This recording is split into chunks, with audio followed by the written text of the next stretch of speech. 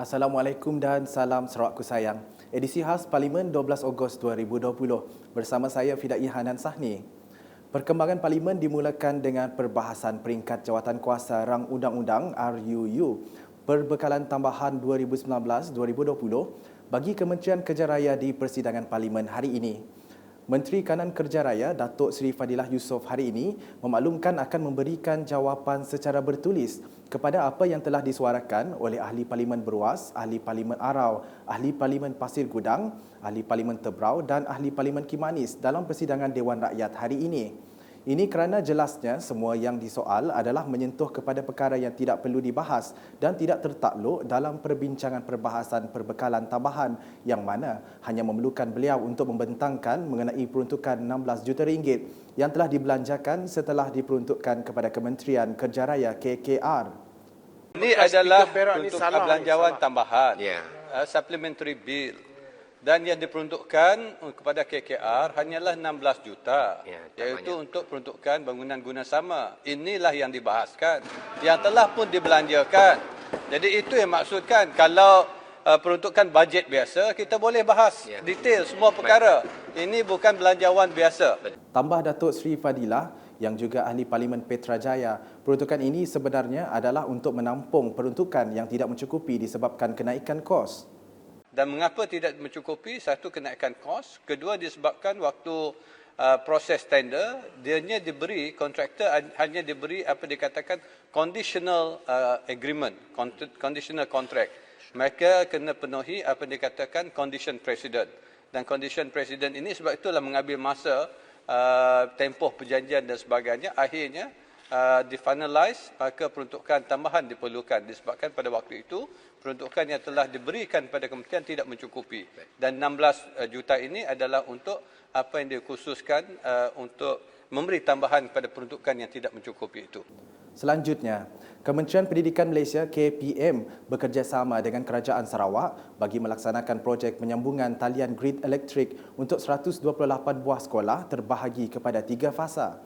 Mengulas dalam sesi soal jawab di persidangan Dewan Rakyat hari ini, Timbalan Menteri Pendidikan 1 Datuk Dr. Mah Hang Sung berkata, projek akan dilaksanakan oleh Jabatan Kerja Raya JKR Malaysia di bawah kontrak penyelenggaraan genset dengan peruntukan Kerajaan Sarawak yang dianggarkan berjumlah 50 juta ringgit.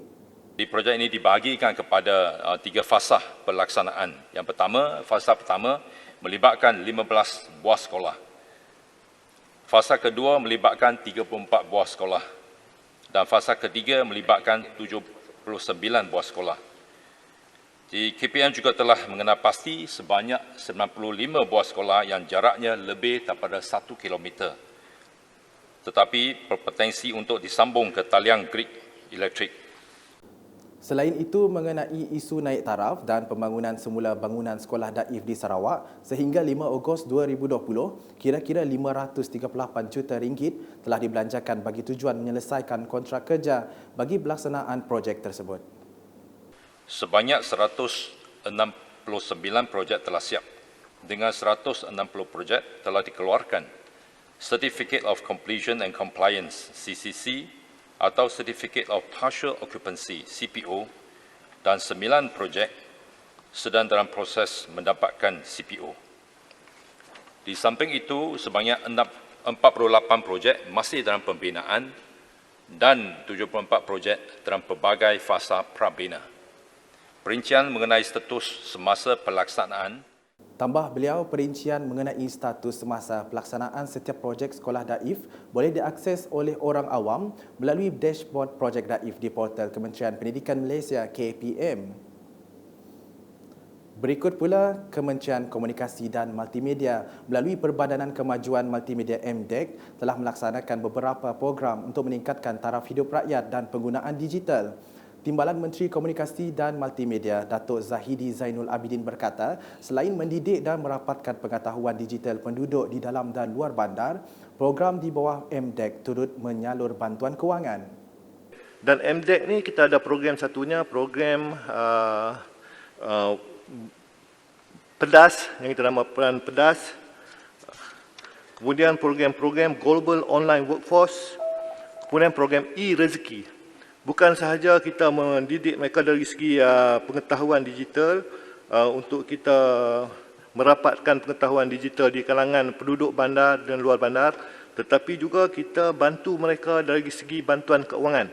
Bantuan keuangan dan juga dari segi MDEC ni ada juga dari segi bantuan yang kita berikan sebagai grant kepada konten-konten ataupun melalui My Creative Venture.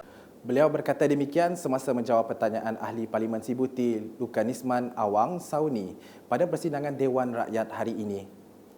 Menurutnya, Radio Television Malaysia RTM melalui pelbagai platform medianya sentiasa komited dalam menyiarkan maklumat terkini dan sahih mengenai pandemik COVID-19 kepada rakyat di seluruh negara.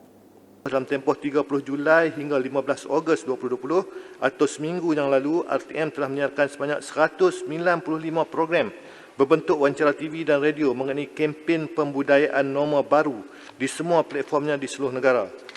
Manakala sebanyak 2,629 laporan berita, 30,123 pesanan hikmat masyarakat dan kapsul serta 986 infografik disiarkan dalam tempoh yang sama.